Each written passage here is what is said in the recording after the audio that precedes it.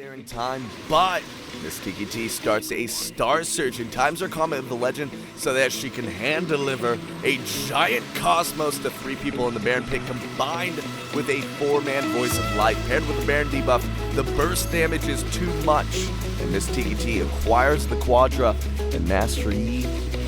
Pop Zach's passive, but Tuna quickly teleports to one of the blobs, allowing Zach to come back and pop up 3 with his elastic slingshot into a last breath. He dashes around like the samurai he is, picking up a quick triple kill.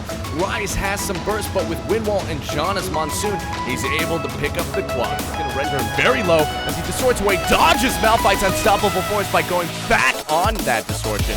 Meanwhile, his teammates are getting picked off one by one as Mundo and Jinx are going to be taken out of this fight.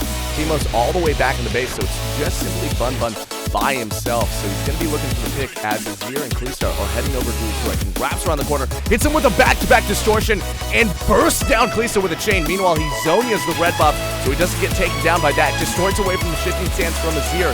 Tahm Kench flashes over the wall, simply Bun Bun trying to dodge the tongue. It's going to distort away. Azir flashes, shifting sand is not going to land. He goes back on the distortion, mimics distortion, goes back on that distortion, chains Azir. He's looking for the juke, he gets it, and he will be taking Tahm Kench down as well. Meanwhile, it's just Zed and Fiora. Well, it's just Zed now. He throws down the Living Shadow, Shuriken, takes down Victor, Death March Tristana, and his Hydra is perfect in these clumped up situations. He gets the triple on Sho'Gath, and Shaco's about to pop up. He does, he hallucinates, but it's not good enough. Murder Puppet 25 comes in with a nice pentakill. Here they come popping out. The grand challenge has started, and that parry on the Morgana ultimate was huge right there. Gets bound down by the binding from Shelly. Flashes. Here comes Meteos. Dodges the collateral damage right there with a nice lunge. Coming back in. Gets the Vital. Procs the Hydra as well. Shows off that BM. The riposte on the minions and Morgana keeping Dokla alive. To stop the red team from taking the dragon right now, he has to wait for Gangplank to teleport in for the 5v5, but it's going to be too late. The red team acquire the dragon. Gangplank's there though, Junkie knows this. He wants to fight now, but the red team's trying to disengage. He's sticking on their back, flashes in, sets up the 5-man Keeper's Verdict into the cannon barrage and the whirling death from Draven. Malphite tries to get away, flashes over the wall, but it's followed up by Draven and Gangplank. Gangplank with the parlay picks up the kill. Going down, but here comes Bob. He flashes over, drops Lamb's Respite, keeping Baron alive. Kalista pops her Ren stacks, Lee Sin smites, but Bob holds on to his. He's gonna take out Lee Sin and smites Baron down, giving his team the buff. Sadly, Bob will be going down, but his efforts will be remembered and honored. Ice Prison. Even Lulu tries to flash and save him, but it doesn't work out. Missingno starts to work on Shyvana, takes her down. Look at the missing shot on Lissandra as she comes over from the Glacial. Blade of the Ruin King on Lucian, but he takes him down even after flashing. Dances flashes into Missingno, but then he arcane shifts into Janna, picking up the quadra kill, and it's just a matter of time before he gets that sweet, sweet pentakill. Not only does he get the pentakill, but he ends the game himself as well. Kench is going to be going down, and the enemy team starts to box Kong in. Flashes away and drops the smoke screen. They blindly chase after him, and he throws out the end of the line into the collateral, taking down Vayne. Dodges Rupture and pop jukes the Dragon Strike. Talon jumps on him with a Cutthroat, but quickly realizes he's made a huge mistake. With only 3 auto attacks in the dot from challenging Smite, Talon goes down. Kong is staying on his feet and ends up dodging both the Feral Scream and the Demolishing Standard. He takes down Jarvan, dodges Rupture with Quick Draw, and just before Thresh can land his Descendants, Kong throws out another smoke screen, blinding them both. Kong picks up the Quadrant and starts working on the final boss. Thresh exhausts him and uses his minions to protect him from Graves' auto attacks, but Warlord's Bloodlust is in full effect and the lifesteal keeps him alive. Thresh dips out, but Kong wants the unofficial Penta, so the hunt is on, and with Phantom Dancer and the 7% movement speed passive, Graves picks up the kill. With the Janna Tornado into the insane damage from the Powder Cakes into a beautiful display only Draven can find. The inhibitor taken to the middle lane, the blue team pushes top, and just before Echo can get behind a minion, a Death Sentence locks him down before he can activate Chrono Break. 3-4 TV hooks Mordekaiser next and pops the box, but Morgana's Black Shield makes it hard to fully commit, so Thresh decides to start zoning Morgana so his teammates can step forward. With his 3rd Death Sentence, they re-engage, but Lee Sin gets into the mix and pulls off a nice Flash Dragon Rage that eventually gets Elise killed. Thresh drags Morgana into the turret, but she flashes away with Black Shield on her. He times his hook perfectly and grabs Morgana just as the shield expires. Swain joins the battle, and with Morgana dealt with, B4TB sets his eyes on Lee. He flashes and lands a max-range death sentence. However, this monk is a slippery snake. Lee Sin uses Resonating Strike to get into the Krug Pit, but runs into Swain. With one more trick up his sleeve, Lee decides to safeguard over the wall, where B4TB's final hook waits for him. Hard a couple of times, and he's going to end up dodging another Pillar of Flame from Brand. 2 for 2 now. Now, I know not a lot is happening at this moment, but it's about to go from 0 to 100 real quick.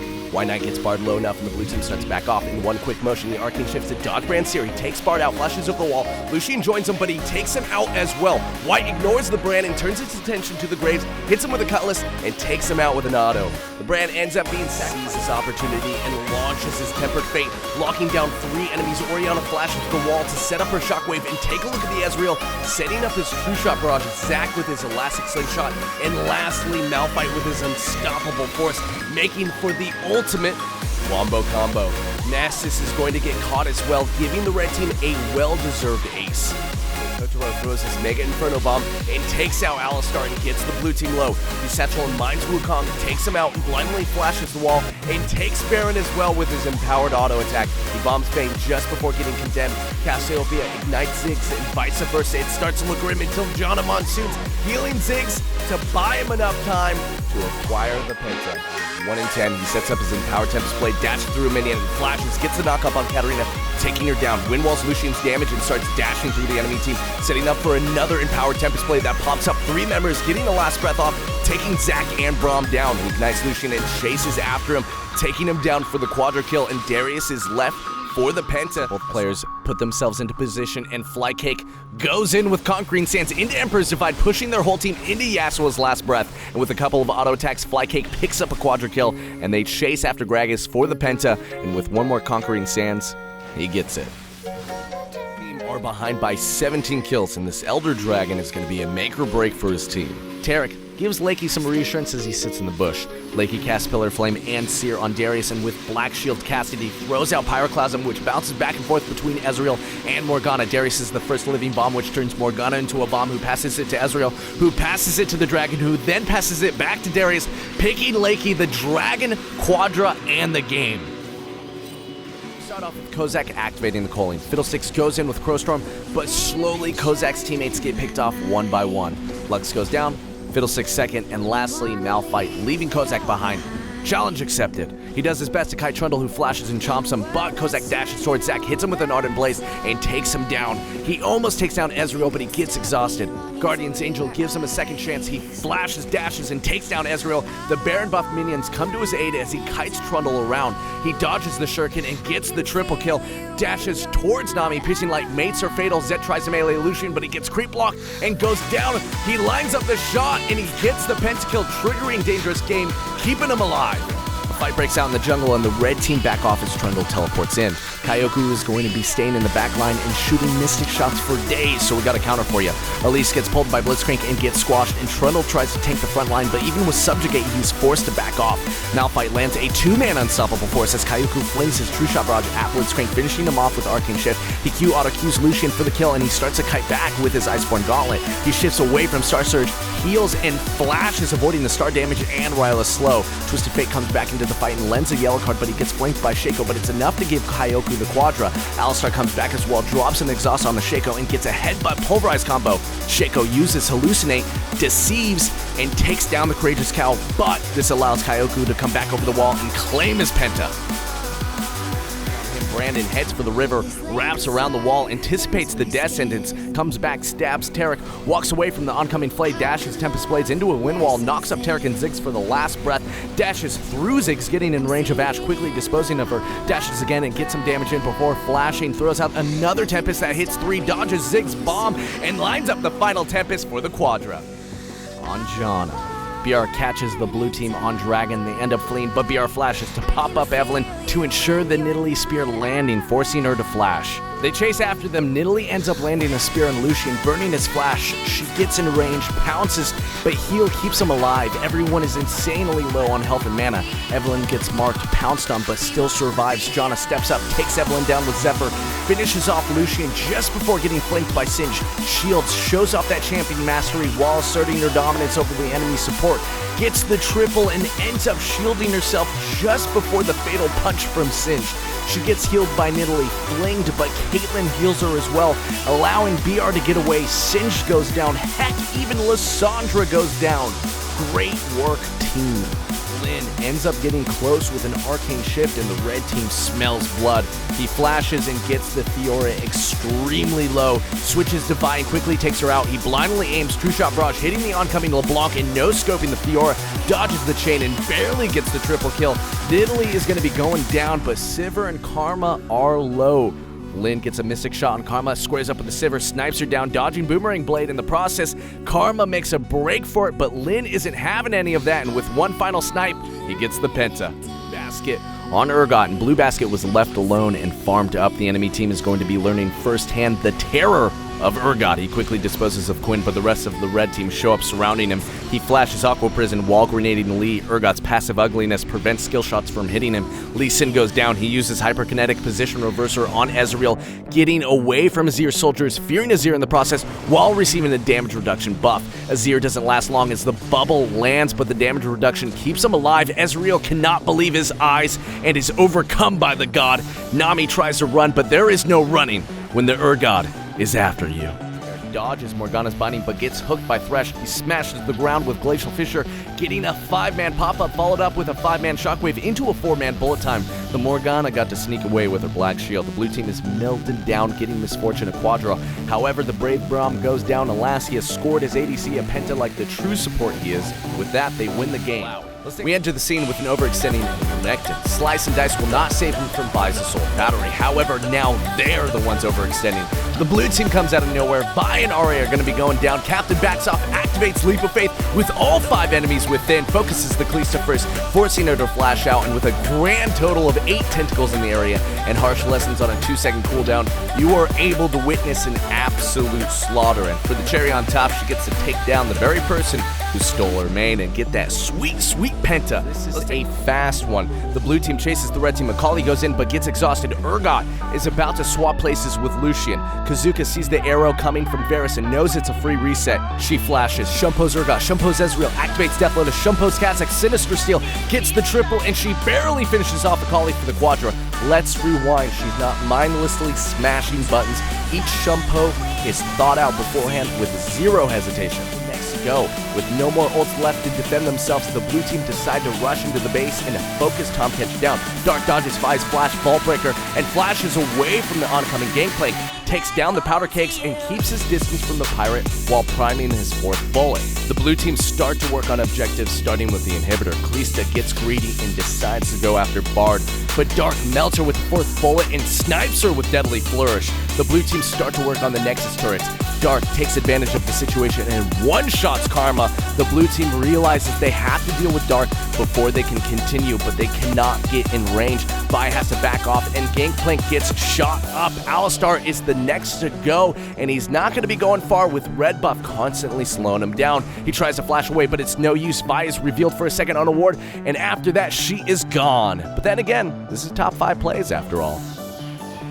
With an auto, and he does not like this. He sends out his Q and rushes Quick Game. Quick draw into collateral damage. Quick heals and takes down Graves with Sona cheering from the sideline. Bard decides to flank with Magical Journey, but Quick nets Piltover headshot and flashes. That burst damage is unreal. She gets away with a sliver of health, lays down traps to hinder Vayne's passive movement speed, and the Air Dragon buff kicks in. The chase is on. Sona decides not to interfere with the pissed off Vayne. Quick decides to lure Vayne near the Tribe Rush, wraps around the corner, and it's deja vu all over again. But this time, Blade of the Rune King is thrown into the mix. She sets up her scopes for an ace in the hole on Heimerdinger and assists Sona with the kill. Meanwhile, Nocturne uses the Baron buff to take down the inhibitor, and all is well.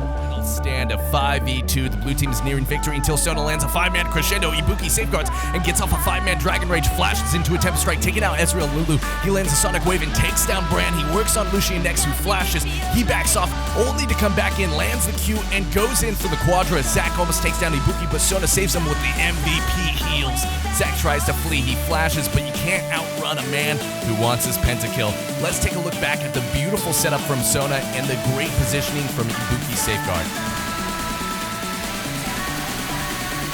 Wako stepping up to the enemy Kled. She activates her grand challenge, pops 2 vitals, and dodges the oncoming body slam barrel combo. She makes sure to finish off Kled to activate her heal just as Ash shows up. Gragas melts like butter. He uses the explosive cast, but it's to no effect. Wako then targets Ash, who stuns her with crystallized arrow, but Bard screams, "I'm helping," as he seals the fate of Ash. Bard, looking to redeem himself, stuns Wako. Karthus gets in range for his wall of pain, slowing her down. Wako riposts the cosmic biting, stunning Karthus, and quickly finishes off Bard during the stun. And like a raid boss, she has to constantly dodge the lay waste, and the boss is down, and the loot is acquired. Her teammates got purple gear, but sadly nothing dropped for Wako. The game is pretty close, both teams with 52k in the bank. SM's Maokai gets caught in the top lane, but 2 people had to take him down, so SM activates on the hunt, pings like a madman, and rushes the inhibitor. Braum jumps to her side, and they get to work. Fiora and Leona try to collapse on them, opening with Solar Flare, which is absorbed with Spell Shield. SM keeps on the inhibitor while kiting to the right, always staying behind her teammates. She throws out her Boomerang Blade after stunning Rek'Sai, hitting multiple enemies. Rek'Sai finally gets close enough to Umbero while LeBlanc whizzes by her, assassinating Karma. She chucks her Q to the side, sniping Leona, turns to Fiora, secures the kill, kites backwards, Spell Shield Sigil, Ricochet takes down the fleeing Rek'Sai, and LeBlanc is finished off for the Penta. Take a look again at how close this fight was. SM doing an excellent job keeping her distance the entire time. The smooth moves not only land SM a Penta, but the satisfaction of ending the game by yourself. Time for a Noxian Guillotine Massacre. Well, joke's on you, because not once does he ult in this clip. Instead, he flashes, apprehends 4 enemies right into Vygar's event horizon, stunning them all and setting up for a nasty wombo combo. Take a look at how quickly they get deleted.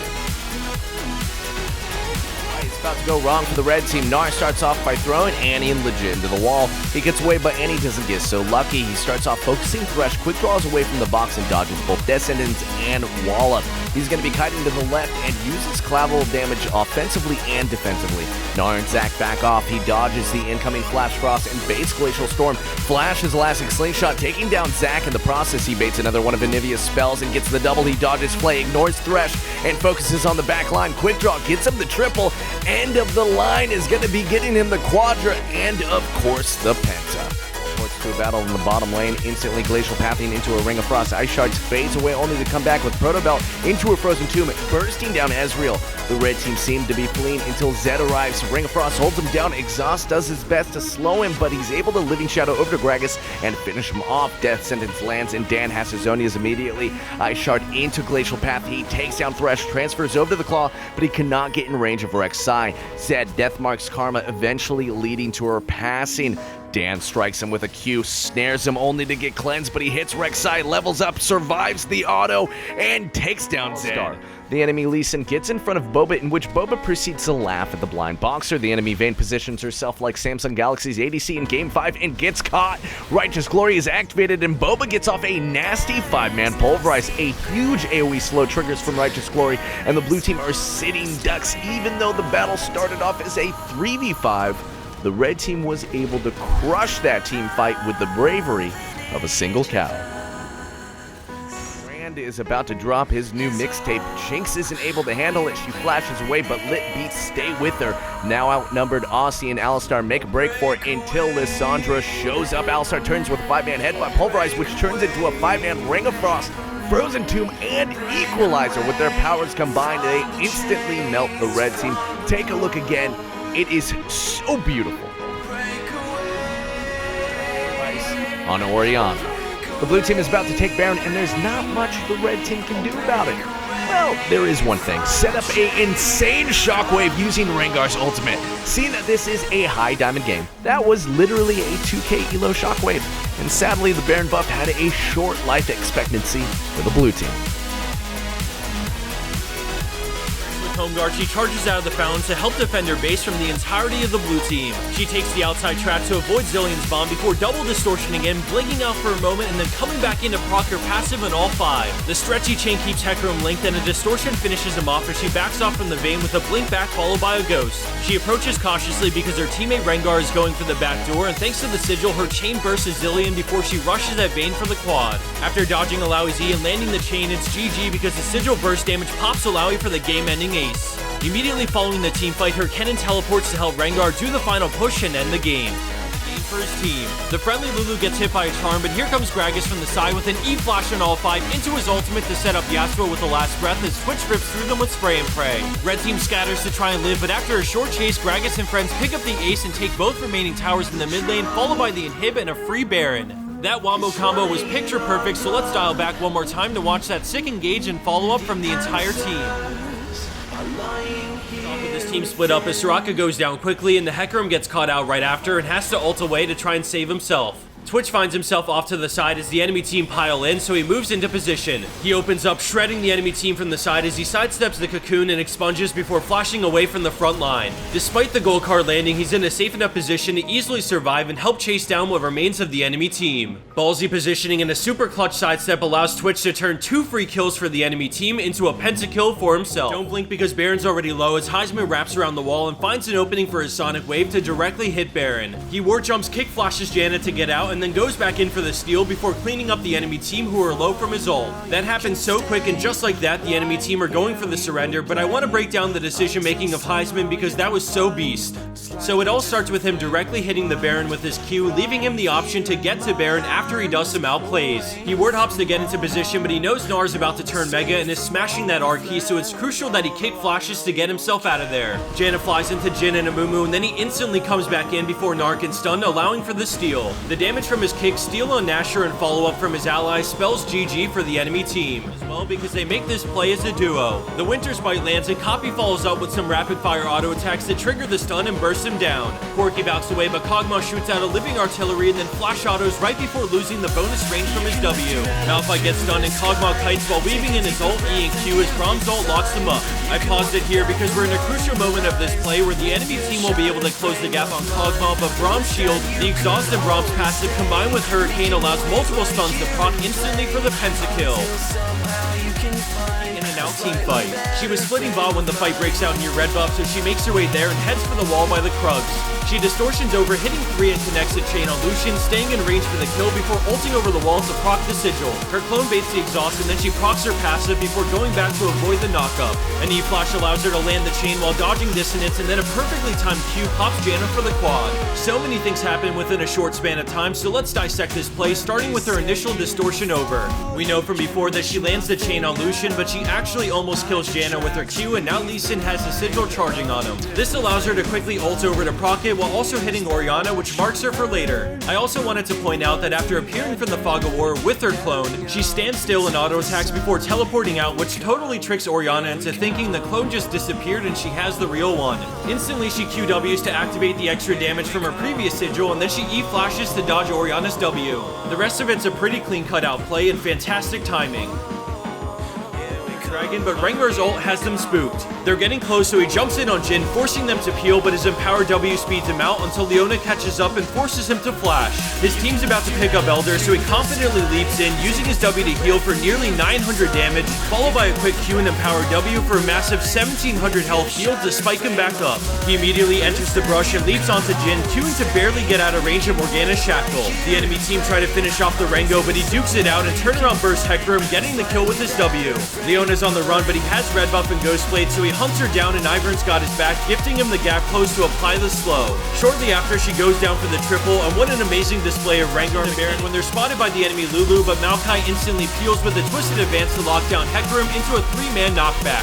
Blazing Swords jungler secures the Baron, but Lulu gets off a big wild growth on Mordekaiser, which enables him to crush 2 of Maokai's carries, and now all of a sudden things have boiled down to a 3v3, plus the dragon. While the friendly Janna and Jhin move into a better position, Maokai tries to keep Mordekaiser occupied while slowly moving himself away from the pit. The moment the tornado hits LeBlanc, he Qs board and gets right back in there, forcing her team to help her out until she can distortion away. Out of nowhere, he turned around, Q flashes to burst LeBlanc, and then he drops super low, but a twisted advance and passive proc heal him up. Into his ult, Q for the shield and reactivation on his ult to finish off Lulu. He then does what Maokai does best, healing and CCing his way to victory as they take down the beast for the shutdown. They walk towards mid lane, planning to push with Baron, but see Caitlyn on a ward as she tries for a cheeky ace in the hole, but her boy Blazing Sword ain't having any of that and takes the bullet for his pal. Caitlyn tries going for the hero play and almost kills off Maokai, but between Janet's Monsoon, Sap Magic, and some more CC, they secure the ace. See it a second time around, but keep an eye out for the two key parts of this. The first one being Azir, who's looking to drift in under the tower behind the enemy carries. Now look at Lee Sin's kick flash timed perfectly with the wall to collide Malphite into every single one for a huge chunk of damage and the instant double kill. Fight. She has vision over the wall and jumps on Sivir, Wing and Qing for the Shumpo reset while opening a path to stay on Sivir and finish her with a max range Shumpo. Sober QWs and flashes out, following the dagger trail she created to get to Leona for the double. She preps another dagger and honestly just completely outplays them so hard, Shumpoing over and over again and blinking just in time to take the blasting plan over with Zed to get the quad. I want to emphasize that this wasn't a spam your abilities and hope for the best Katarina. It's really clear that there was a plan behind pretty much every dagger that hit the ground. If you go back and rewatch this play, you'll see the path she takes is really well set up and her mechanics are on point.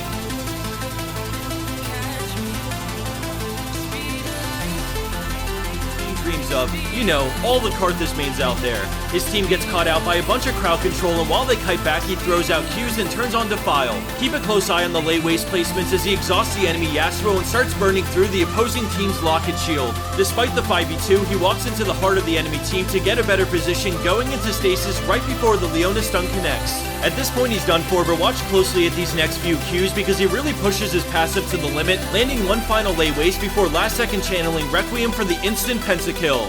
It's super hard for a champion like Karthus to land the #1 spot, but between his decision making, positioning, and knowing the limits of his champion, he essentially 1v5s this team fight. Carry all in one. He's waiting over the wall, and the plan here is to have his jungle Quinn attempt to steal and get lanterned out, but he takes matters into his own hands and gets the steal with the hook. Quinn gets chain CC'd and can't take the lantern, but Thresh hooks the Echo, and with his flay damage stacked up to red, he does a nice chunk of damage and ignites him. Echo still has ult, but Thresh ignores him and shoots for Lulu instead, taking it in double flaying, which makes Ignite do enough damage to finish off the Echo. Another hook pulls Lulu away from the wall, and a flay slows her down, which buys enough time for Yasuo to get the kill before she can flash out. He immediately moves over to make sure he's there for the friendly Lux, but her binding roots to Sion as they walk away from this with a 4-for-2 plus Baron. Zac gets loaded up with a bomb and comes out of nowhere, chained into a last breath and wild growth, which crushed the enemy team. They scattered to try and spare any Baron buffs, but within seconds they've lost their two main carries, and then their top laner falls shortly after. We can see the enemy Sona trying to escape through the jungle as blue team splits into two groups, one down mid and one trying to stagger the res on Sona from the rest of her team.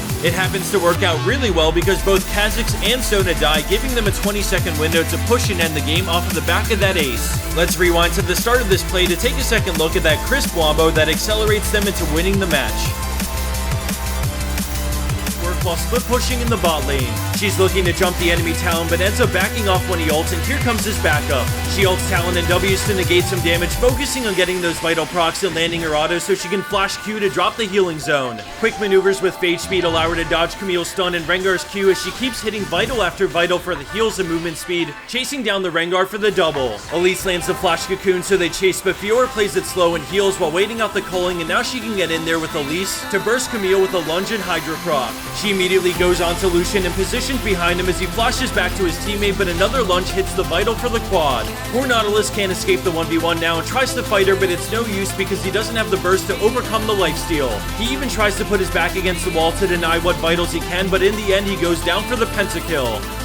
Ivern's in trouble, so they come to the rescue, but Bard sees the opening to land a massive Tempered Fate at the same time Cassio ults, putting both teams in a huge standoff. Orianna's ball is positioned close to the enemy team, and she's already in range to center it. Bard landed the ultimate from before, but he still has Cosmic Binding to offer for the double stun before he gets sucked up by Kallista's ult. Fate's Call will give Bard a way to follow up on Orianna's Shockwave to provide an extra layer of CC so the rest of the team can get in there and deal damage. Now that we've showed a little bit of foreshadowing, let's bring it back to that moment where the Tempered Fate lands and the standoff begins. The ball moves in for the 5-man Shockwave, followed by Fate's Call for his second knockup on the entire team as Bard's crew sweeps through for the clean ace. Rarely will you ever see moments like that happen in League, but you have to give it to Bard's team. The split-second synergy and follow-up was beautiful.